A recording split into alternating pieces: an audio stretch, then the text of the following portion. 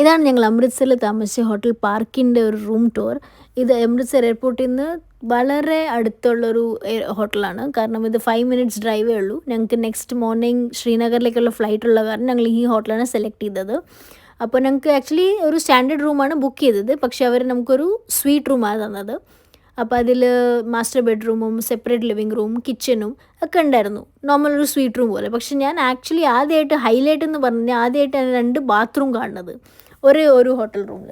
അപ്പോൾ ഇതിനു മുമ്പ് ഞാൻ എത്രയോ ഹോട്ടൽ താമസിച്ചിരുന്നു. പക്ഷേ അതിലൊന്നും ഇങ്ങനത്തെ ഒരു ഫെസിലിറ്റി കണ്ടില്ല. ഇത് മാത്രമായിരുന്നു ഒരു ഹൈലൈറ്റ്.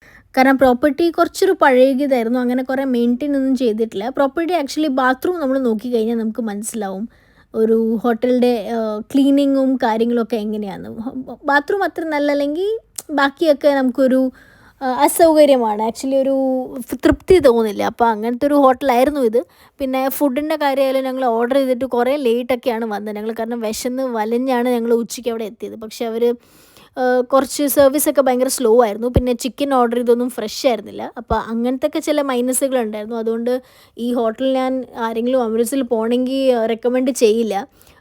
വേറെ കുറേ ഹോട്ടൽസും ഉണ്ടാവും അടുത്ത് എയർപോർട്ടിൽ നിന്ന്. അപ്പോൾ അത് നോക്കുകയാണെന്ന് ബെറ്റർ. കാരണം ഞങ്ങൾ ആക്ച്വലി ഇത് തൊട്ടടുത്താണെന്ന് കരുതിയിട്ടാണ് ബുക്ക് ചെയ്തത്. ബാക്കി സ്റ്റേ ഒക്കെ ഓക്കെയാണ്. പക്ഷേ ഒരു വൃത്തിയോ ഒരു സാറ്റിസ്ഫാക്ഷൻ നമുക്ക് കിട്ടില്ല. നമ്മൾ കൊടുക്കുന്ന കാശുണ്ട്.